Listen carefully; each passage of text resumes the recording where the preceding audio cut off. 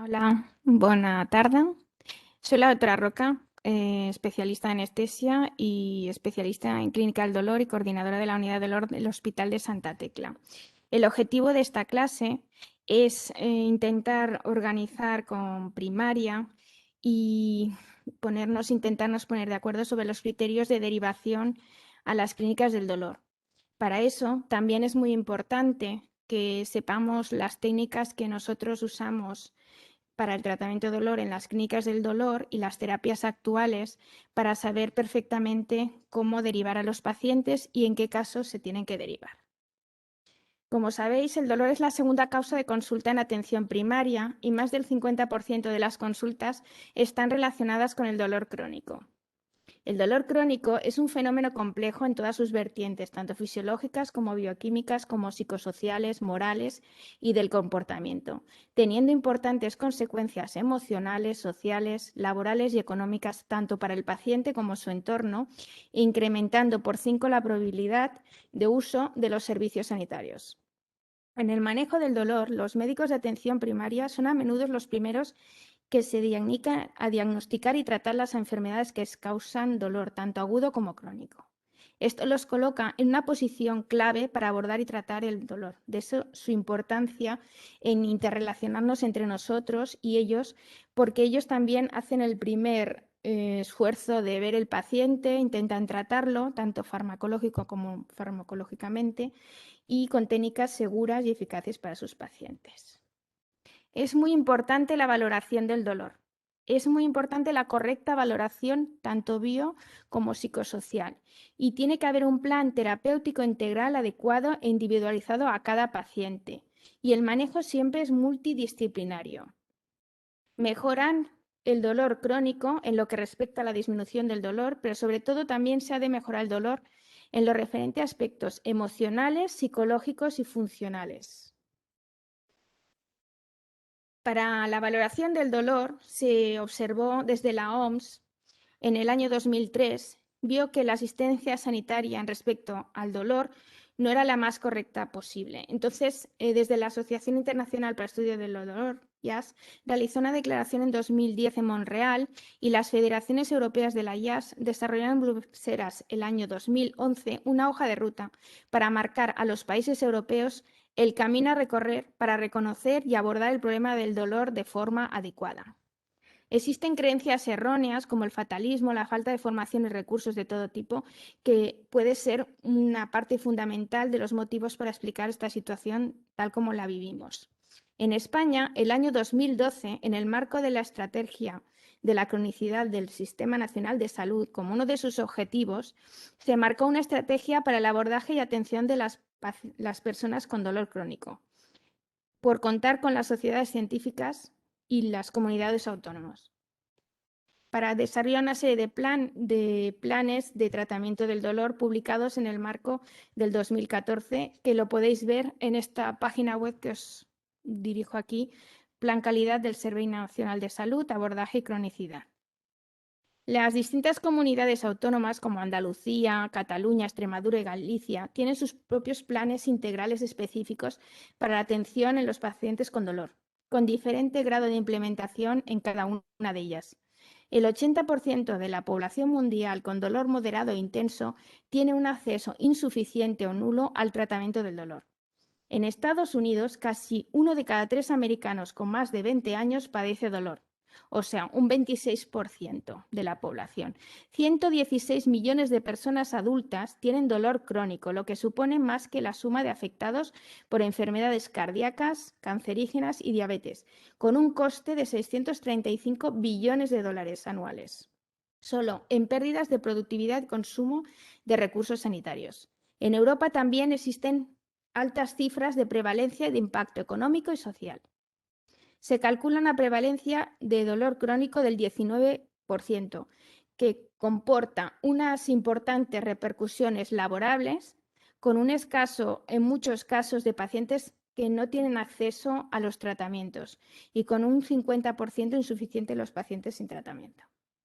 En los 5 países europeos, un total de 52,7 millones de personas presentan dolor en el último mes, con una prevalencia media del 20%, o sea, 1 de cada 5 personas. En España fueron 6,1 millones de personas, que corresponden al 17% de la población, siendo las mujeres las que presentan mayor frecuencia de dolor y de carácter más intenso. Un 46% tiene dolor diario y un 81% es de carácter intenso. La mayoría, en el 60%, presentan dolor lumbar. El dolor articular también un 40%. Los fármacos habitualmente prescritos en este tipo de pacientes suelen ser antiinflamatorios no esteroideos, con bajo porcentaje de opioides y del paracetamol, y la adherencia de los tratamientos es solamente del torno del 50%.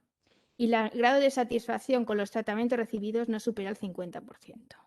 Con todo esto, lo que pretendo decir es que el impacto del dolor en la calidad global y en sus dimensiones físicas y psicológicas es muy importante y similar a otras enfermedades como el cáncer, y que se le ha de dar una importancia que hasta ahora nadie le daba.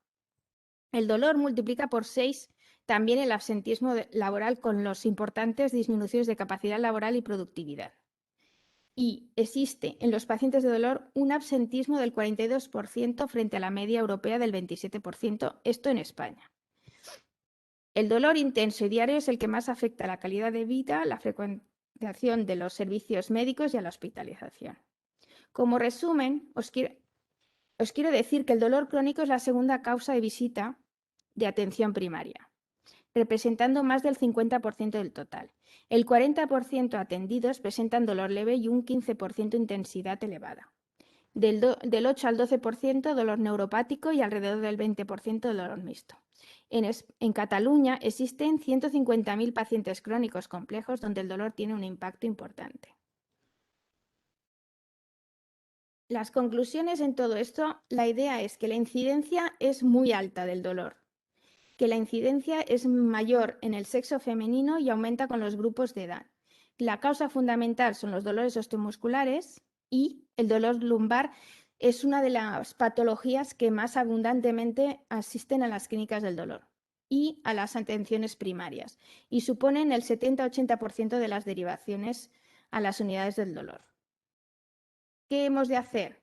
Pues una vez ha llegado a atención primaria, todos sabemos que el dolor, la mayoría de casos, el dolor reduce la movilidad del paciente, esto crea una incapacidad, esto produce un aislamiento social, soledad y depresión, inactividad mental y corporal. Entonces hemos de conocer que el dolor es plurifactorial y que afecta en la calidad y en el trabajo del paciente. El dolor habitualmente es secundario en la mayor parte de los casos al aparato locomotor, en un tanto por ciento menor el dolor neuropático. Eso provoca una sobredemanda de los servicios de atención primaria y de los especialistas, que esto colapsa el sistema. Hemos de tener en cuenta, tanto en atención primaria como en las clínicas de dolor, la importancia de una buena valoración del paciente. La duración del dolor, el pronóstico del dolor, si es oncológico o no, para ver qué tipo de tratamientos podemos darle, si el curso del dolor, si es continuo, continuo intermitente, la etiopatogenia, si es neuropático, visceral, somático, hacer una buena anamnesis, una buena exploración y valoración de los tratamientos médicos a usar. En atención primaria, el dolor es un problema muy prevalente, con una importante repercusión en quienes lo padecen y en su calidad de vida.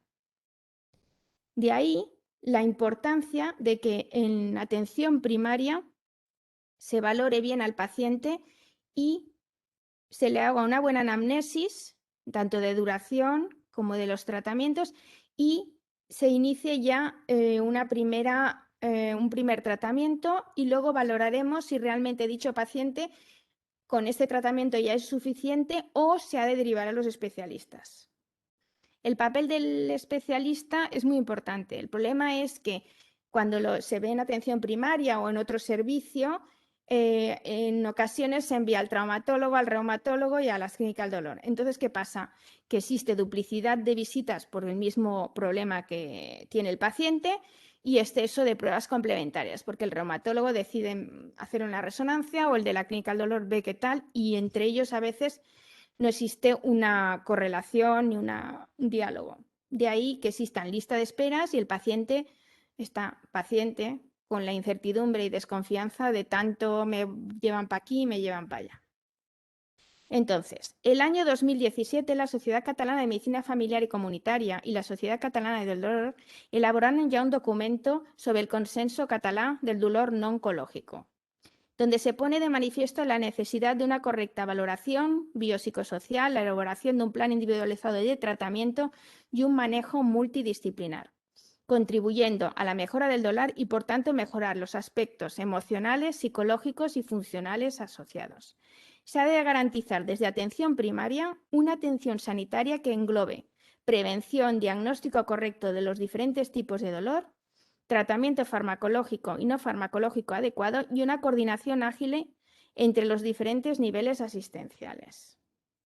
De ahí la importancia del rol de los profesionales y que exista entre nosotros una relación para podernos comunicar de forma rápida, de ahí la sesión de hoy, intentar que busquemos un puente de encuentro entre los médicos de primaria y la clínica del dolor, en donde desde primaria ya se puede ir haciendo un tratamiento en lo que ellos inicien y después se pueda derivar.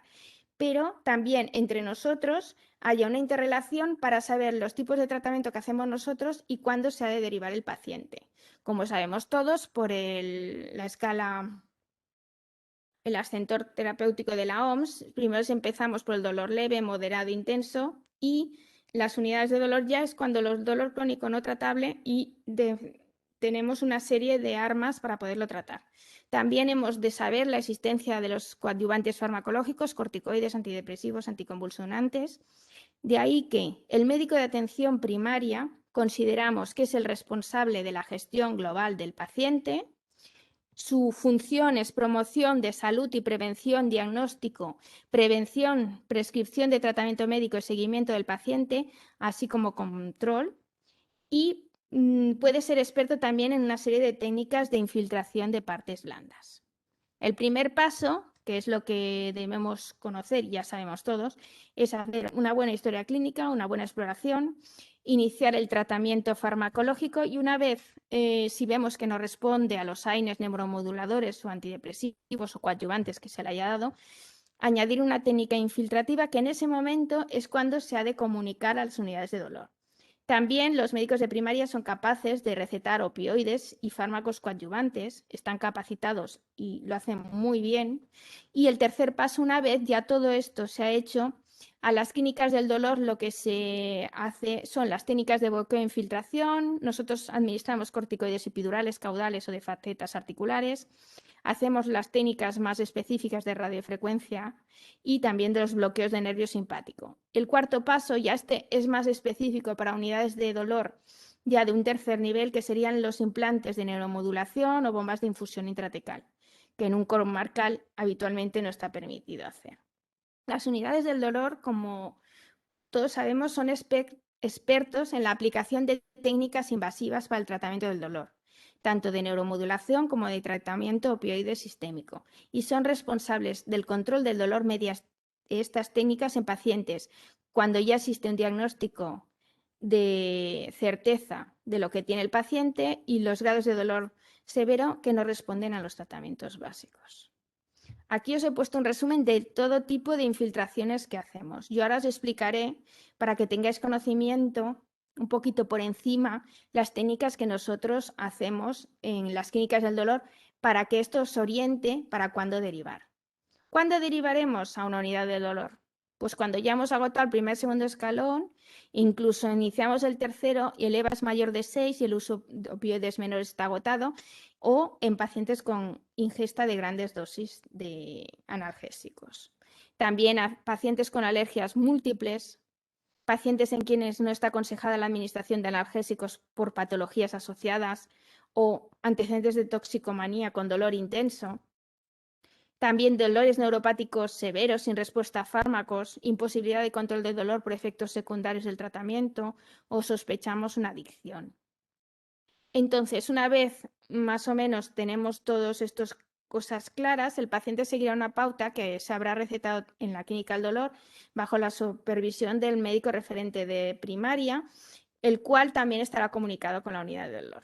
También el médico de atención primaria Valorará también la eficacia, aparición de efectos adversos, la adherencia al tratamiento, el buen uso del medicamento, con una revisión periódica, que también contactará con las clínicas del dolor para estar correlacionados y ver cómo va siguiendo. También el médico de primaria está capacitado para valorar la desprescripción del opioide, o sea, el seguimiento de las posibles reacciones adversas y cuando se va disminuyendo las dosis del opioide. Y también es conocedor de los retiradas bruscas, los efectos secundarios que le producen los opioides. De ahí, todo lo que os he dicho es para que tengamos claro que es importante la interrelación entre los diferentes sistemas de niveles asistenciales. Porque si no nos interrelacionamos entre nosotros y nos ayudamos, es muy complicado el seguimiento del paciente. Por lo que os estoy diciendo, es muy importante la comunicación y el trabajo en equipo. Para eso, desde las clínicas del dolor, estamos intentando hacer a nivel de Cataluña y relacionados con los equipos de atención primaria, un grupo de derivación de todos los criterios de derivación y un documento consensuado entre todos los especialistas y también con atención primaria a nivel de la Generalitat de Cataluña, que cuando tenga ya os haré partícipes de ellos. Criterios de derivación, para acabar esta parte de la clase, sería presentar dolor insoportable de corta instauración con una escala verbal o visual analógica igual o superior a 8, la vía convencional agotada con el tratamiento sin obtener mejora con un tratamiento adecuado vía oral, dolor tributario a tratamiento específico en clínica del dolor, cuando no es adecuada la vía oral u otras porque es insuficiente, porque presenta intolerancia o efectos secundarios o necesita unas altas dosis de opioides. Y si presenta una enfermedad crónica degenerativa instaurada que ha iniciado una clínica aguda, diferente a la enfermedad de base, de menos de 3 meses que le invalida y limita su autonomía. ¿Qué haríamos? Una vez tenemos los pacientes y consideramos que se deriva a la clínica del dolor, en ocasiones existen dudas. Entonces, lo que hemos de conseguir es un arma de contacto entre los médicos de atención primaria que sea más rápida, evitando, pues, cuando se crea una interconsulta y no llega al médico de clínica del dolor suficientemente rápido, lo que pasa es que los pacientes llevan tiempo y no se les ha tratado correctamente. Entonces, la idea mía sería intentar buscar un arma con los médicos míos de atención primaria. Pues nosotros tenemos en el programa, en el intranet, podíamos buscar una pestañita que intentaría yo organizarla para que se puedan hacer las interconsultas más urgentes, que se puedan responder un día a la semana o intentar hacer interconsultas de vía telemática, que eso lo tendríamos que hablar con informática de mi hospital para poder hacer un determinado momento que nosotros podamos coordinarnos y hablar sobre las dudas que pueden, si tienen dudas para realizar una derivación, si realmente se ha de derivar o no, se puede solucionar solamente hablando entre nosotros, dudas en el diagnóstico, bien necesidad de solución de derivar más, o sea, de pedir más pruebas diagnósticas, consultas de tratamiento, o que no cumplan aunque no cumplan los criterios de derivación, o un paciente que se ha dado de alta y nos planteamos volver a derivar, o consultar ante la posibilidad de tratar con técnicas intervencionistas para pacientes con dolor intenso y plurimedicado. La idea mía sería buscar con informática alguna forma de que los médicos de primaria de mi zona pudieran acceder fácilmente y comunicarse conmigo o con mi servicio para si tienen alguna duda sobre los pacientes o si le tenemos que hacer algún tipo de técnica intervencionista. Para eso, lo que he intentado es, ahora os explicaré un poco las técnicas que nosotros hacemos en la clínica del dolor, para que tengáis conocimiento sobre esas técnicas, para que sepáis que existen, ¿no? Para que veáis hay un montón de técnicas que se están haciendo en la actualidad, que a lo mejor no tenéis conocimiento de que las estamos haciendo, para que sepáis que en algún caso dice, ah, mira, pues este paciente se va a beneficiar de esto. Y también otra parte que creo que en primaria se tendría que potenciar es la docencia, crear cursos de formación con reciclaje de los profesionales de atención primaria en las unidades del dolor, una rotación MIR de los de familia en dolor, realización conjunta de vías de actuación, protocolos con criterios de derivación, algoritmo de decisiones en cuadros dolorosos severos, manejo conjunto de opioides y un sistema, como os estoy diciendo, de comunicación ágil con consulta telefónica o mail y derivación prioritaria si procede. Es un tema que me gustaría hablar con los coordinadores de cada de las unidades de primaria, de mi zona al menos, para poder ponerlo en marcha y organizarlo para empezar a moverlo a partir de este año, si es posible, y si no, a principios del año que viene, para que estas derivaciones sean lo más fáciles posibles. La segunda parte de la charla es solamente explicaros la cartera de servicios que se hace en la clínica del dolor. En la clínica del dolor se hacen, aparte de los tratamientos médicos, hacemos técnicas intervencionistas, en las que usamos el ecógrafo, que ahora es un arma vital porque la usamos tanto para anestesiar a los pacientes como para hacer técnicas en dolor, y también las técnicas con rayos X y una parte de mención especial, la radiofrecuencia. Aquí os pongo un ejemplo de bloqueos del miembro superior, sobre todo los interfaciales de trapecio, del nervio supraescapular, del nervio axilar. Entonces, aquí es el resumen de las técnicas que os voy a hacer un pincelado sobre las que usamos nosotros de técnicas regionales.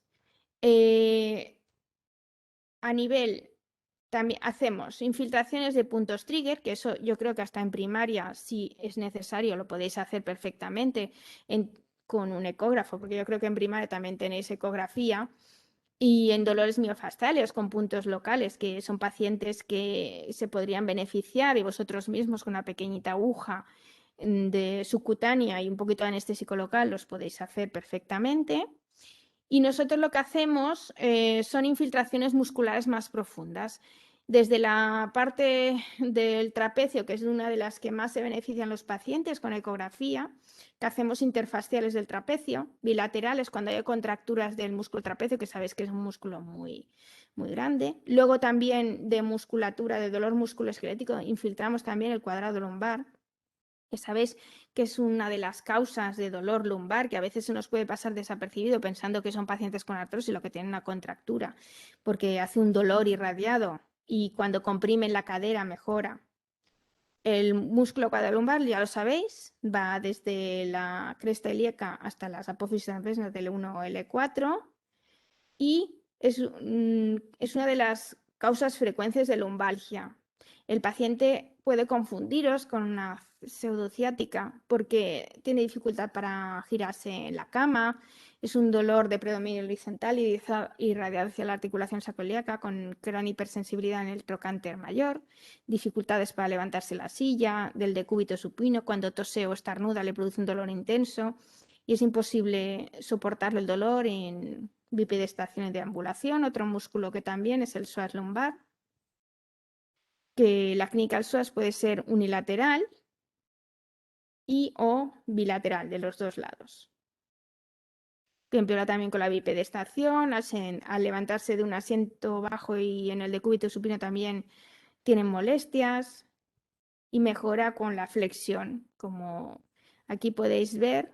Como lo hacemos con ecografía, al cuadrado lumbar lo podemos acceder desde 3 puntos y entonces también hay un momento con ecografía, son músculos profundos que se hacen con ecografía, con aguja especial larga. Buscamos el cuadrado lumbar y los infiltramos. Ahí arriba tenéis como la irradiación de los músculos. Otro músculo de especial importancia es el piramidal, que en ocasiones hace una pseudociática porque pensar que el nervio ciático está por debajo y cuando se comprime puede comprimir el nervio ciático. Entonces, este también es uno de los músculos que tenéis que pensar, que en ocasiones a mí habitualmente me lo envían los de rehabilitación y entonces lo tenéis que explorar, como veis aquí en la exploración de cúbito lateral con paciente hacia arriba y entonces le hacéis flexión a la rodilla, la dobláis y entonces veis que tiene una... Es uno de los bloqueos que es más agradecido. Luego se hacen estiramientos del músculo, se pone anestésico local y corticoides. Antes se hacía con TAC, ahora es muy fácil, se hace con ecografía. Luego otros tipos de bloqueos que hacemos de los nervios periféricos, desde la parte de los brazos hasta las piernas. Lo que hacemos habitualmente en los nervios es estimularlos y ponerles anestésico local o incluso corticoides y cuando el bloqueo es diagnóstico en ocasiones se hace radiofrecuencia del nervio. Desde la cabeza y cuello podemos hacer el nervio occipital mayor, que el nervio de Arnold, la neuralgia de Arnold, nosotros lo infiltramos con ecografía. También existen en el ganglio trigémino, en las neuralgias del trigémino, luego el nervio mandibular, en las algias faciales. Aquí tenéis a nivel cervical, también se puede explorar la rama posterior del nervio raquídeo a nivel cervical. Se hacen bloqueos del ganglio estrellado para bloqueos simpáticos, para distrofia simpático refleja. Aquí veis cómo se ve el occipital mayor con ecografía. También en las extremidades superiores, lo he dividido en superiores e inferiores. Os pondré un boceto de lo que hacemos. Bloqueos del plexo braquial, que en ocasiones hacemos rehabilitación, ponemos un catéter en el plexo braquial cuando tiene una distrofia simpático refleja, les vamos poniendo un bolus único cada mañana, durante una semana le dejamos el catéter de 7 a 10 días. Podemos hacerlo en bolus único cuando se van antes de irse a rehabilitación para que no quede el brazo dormido o en perfusión continua. También en el miembro superior, como os he enseñado antes, había el nervio supraescapular, el nervio axilar en dolores de hombro. También hacemos bloqueos de articulaciones del hombro. Luego también en la parte del miembro inferior hacemos el bloqueo del plexo femoral y bloqueamos el nervio femoral, el obturador, el femorocutáneo, que los podemos hacer conjuntos o por separado. Aquí veis cómo hacemos bloqueo del nervio femoral, el safeno, que es otra mención especial, lo que es la rodilla. Hacemos bloqueos desde la cadera hasta el pie. Entonces, a nivel de la parte superior, bloqueos de cadera, que se hace también con ecografía del psoas a nivel anterior para la cadera, para dolores de cadera. Hacemos de la articulación de la cadera y también de la articulación de la rodilla, cuando entramos dentro del compartimento. Y otro bloqueo que quiero que también tengáis conocimiento es el de los nervios geniculados de la rodilla, que lo asociamos a un bloqueo del nervio safeno en la parte distal, que son los nervios sensitivos de la parte de la rodilla, de forma que en pacientes, gente mayor, que no se puede operar de prótesis de rodilla o que tiene una prótesis dolorosa, en ocasiones se benefician de este tipo de bloqueo que vamos haciendo y una vez vemos que el bloqueo ha sido efectivo, se hace radiofrecuencia de los nervios. Otros bloqueos que hacemos son los bloqueos de la caja torácica, desde intercostales hasta bloqueos. Ahora no le he puesto la diapositiva, pero existe el bloqueo elevador de la espina, que es de uno de los últimos bloqueos que también hacemos para los dolores de la mama, neuralgias posherpéticas de la zona de la mama o también cicatrices dolorosas, de toracotomía, se hacen o intercostales o para nervios paravertebrales. O sea, lo que hacemos en la zona del tórax también existen bloqueos específicos, tanto con eco como con rayos. Habitualmente son ecos interfaciales que bloquean los nervios con volúmenes altos y se hacen bloqueos de la zona para analgesiar. También en ocasiones se hace pues, lo que os estoy diciendo para vertebrales torácicos, o cuando hay múltiples fracturas costales, también hacemos bloqueos del elevado de la espina con anestésico local y corticoides para desinflamar la zona. Son bloqueos miofasciales que hacemos en la clínica del dolor últimamente y que van muy bien, tanto para posoperatorio nuestro, que los usamos, como analgesia posoperatoria o para intraoperatoria. Pero quiero que sepáis que existen. Otro de los bloqueos que habitualmente también se usa mucho es el bloqueo ilioinguinal con ecografía para dolor posesniorrafia. Se hace a nivel inguinal, buscamos el oblicuo externo, oblicuo interno y transverso. Entre el oblicuo interno y el transverso hay una fascia, es un bloqueo interfascial donde pasa el nervio ilioinguinal y hipogástrico, y entonces en esta zona se ve el latido de la arteria, entonces ahí ponemos el anestésico local y corticoides. Una vez hecho los bloqueos de todas las zonas del cuerpo, que sepáis que existen, que se hacen con ecografía, y si tenéis algún paciente que necesita de estos bloqueos, es una de las indicaciones para derivarlos a clínica del dolor, por eso os los estoy explicando, para que tengáis conocimiento de lo que hacemos. Otros bloqueos que son más comunes son las epidurales y las inyecciones supraracnoideas. Las epidurales se hacen bloqueos sobre todo de dolores lumbares, las típicas hernias discales que protuyen.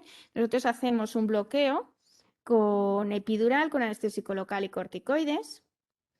Y entonces lo hacemos con pérdida de resistencia. Estos los hacemos cada día. En la clínica del dolor de mi hospital, cada día hacemos de 2 a 3 infiltraciones de este tipo. Son como las más habituales que hacemos.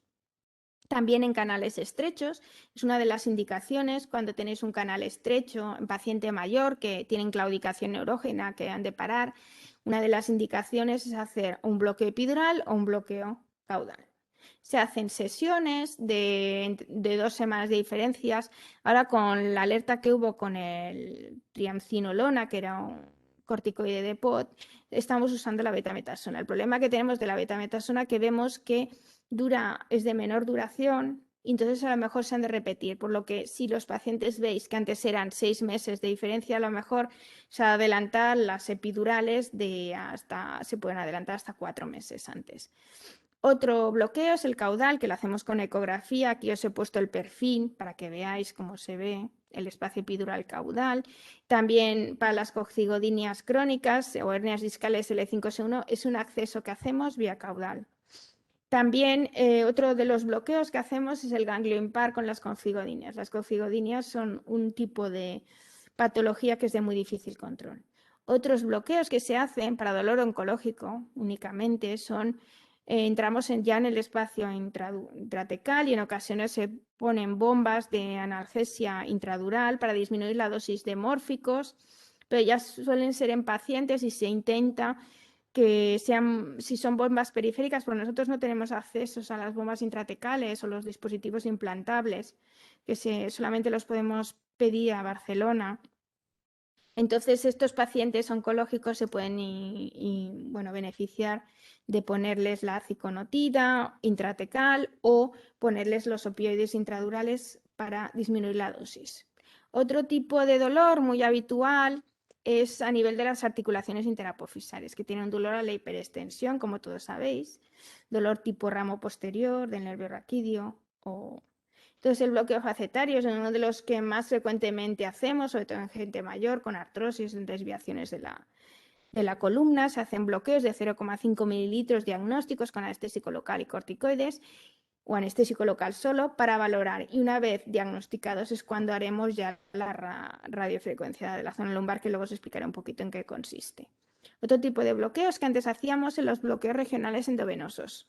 Para el síndrome del dolor regional complejo usábamos guanetidina y reserpina. En la actualidad no los tenemos, no tenemos ni guanetidina ni reserpina, por lo que no se suelen hacer y se hacen bloqueos del plexo simpático.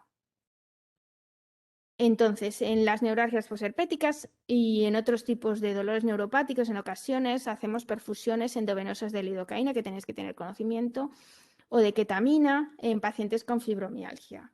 En ocasiones van bien, no van bien, se hacen perfusiones de ketamina una vez al mes o de lidocaína se hace durante una semana a dosis de 1 a 1,5 miligramos por kilo en 250 mililitros de suero fisiológico en bomba durante una semana, de 5 a 7 días, una sesión diaria. Entonces, luego, una vez si vemos que con la lidocaína el dolor neuropático mejora, pues se pasa a mexiletina, que es la anestésico local, oral. Y por último, os voy a explicar las técnicas no infiltrativas en dolor crónico con la estimulación, la radiofrecuencia, la ozono y la acupuntura. La neuroestimulación existe de 3 tipos. La transcutánea, el TENS, que esta es más habitual que se use, la estimulación de nervios periféricos a nivel medular, cerebral profundo o cortical, que esto ya tendríamos que derivar a Barcelona, a un hospital de tercer nivel donde haya neurocirugía. La neuroestimulación, el TENS, se basa en la aplicación de impulsos eléctricos, que ya conocéis, tiene un efecto analgésico, una parestesia intensa pero no dolorosa, con unas contracturas y inicia a los 20 minutos. Y se puede hacer ambulatoriamente. A nivel neuroquirúrgico, solamente que sepáis que existe, pero nosotros no lo podemos hacer. Si vemos en algún caso excepcional, que hemos tenido alguno, que sabe poner un neuroestimulador por dolores neuropáticos severos o de miembro fantasma, y estos ya los tendríamos que derivar a una neurocirugía o a un hospital de Barcelona. Otra técnica que tengáis conocimiento que existe, el ozono. El ozono tiene una acción antiálgica por su efecto antiinflamatorio. Entonces, también se hace a nivel de infiltraciones paravertebrales, infiltraciones discales o discolisis, infiltraciones paravertebrales. También en la actualidad, a nivel lumbar y a otro tipo de nivel, los factores de crecimiento se están usando en nuestro servicio Los usamos a nivel de rodillas o articulaciones, que sepáis que lo estamos poniendo. También existe el ácido hialurónico que ponemos a nivel articular. El problema que hay en los factores de crecimiento y en el ácido hialurónico, que sí que los ponemos, que el paciente se lo de costear aparte. Entonces, el problema nos encontramos que muchos pacientes o no quieren o no pueden costeárselo. Entonces, ese es el problema que tenemos cuando ponemos a nivel intraarticular de rodilla o de cadera tanto el ácido hialurónico como los factores de crecimiento, que lo hacemos en nuestro hospital. Y por último, un pequeño resumen del dolor facetario lumbar, que como sabéis es una de las patologías más habituales en gente mayor y que acude mucho a los centros de atención primaria. Y la radiofrecuencia, que sepáis que se puede hacer en diferentes sitios y que la hacemos en diferentes sitios. A nivel facetario, a nivel articular, ganglio dostal, sacro, a nivel sacroiliaco, simpático lumbar. Esto es la imagen del perrito, donde nosotros ponemos, primero hacemos la dosis test con el anestésico local y corticoides y luego ya hacemos la radiofrecuencia térmica. A nivel lumbar es térmica. A nivel de las cervicales hacemos pulsada. Yo suelo hacer 45 grados, 4 minutos, más o menos en las cervicales, en las facetas cervicales. A nivel lumbar hacemos térmica 90 grados, 90 segundos. Esto es más o menos en los aparatos de radiofrecuencia, donde podemos hacer radiofrecuencias a la vez, tanto a nivel cervical, lumbar, y que sepáis que nosotros hacemos radiofrecuencia tanto de nervios periféricos como de articulaciones en las epicondilitis, en las rodillas, a nivel de los nervios geliculados, a nivel de las facetas cervicales, a nivel de facetas lumbares, a nivel de nervio linguinal con ecografía, a nivel supraescapular, a nivel de axila, a nivel de occipital, a nivel del nervio occipital. Y pues lo que os quiero comentar es que la técnica de radiofrecuencia es una de las técnicas que también se usan, pero primero hemos de hacer, la técnica se hace si realmente el bloqueo diagnóstico ha sido con un alivio del dolor superior al 50% y según las zonas del cuerpo, como podéis ver, se hace radiofrecuencia pulsada o se hace radiofrecuencia térmica. Habitualmente la térmica yo soy partidaria de hacerla en la zona lumbar. Pues muchas gracias y espero que estemos en contacto y podamos hacer una derivación de los pacientes desde primaria. Tenéis todo mi soporte, mi ayuda y cualquier duda me lo podéis comentar. Y intentaré, como os he dicho, buscar alguna forma más ágil de comunicarnos, incluso si nos dejan hacer una intercomunicación entre primaria y la clínica del dolor de mi servicio para que estemos en contacto y agilizar más lo que es las derivaciones y cualquier duda que tengáis podamos contactar juntos y poderla hacer. Muchas gracias.